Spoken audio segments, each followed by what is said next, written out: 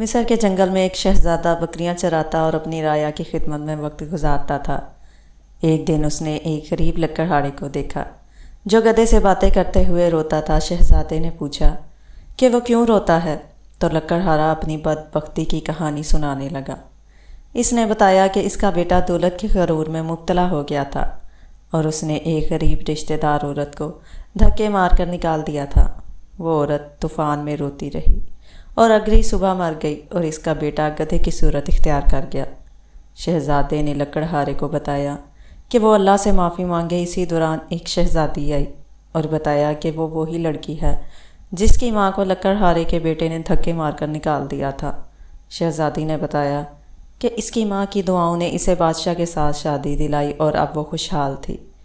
لکڑہارا شرمندہ ہو کر معافی مانگنے لگا اور اس کا بیٹا واپس اپنے اصلی روپ میں آ گیا۔ آخر کار دونوں باپ بیٹا اپنی جھونپڑی کی طرف روانہ ہو گئے۔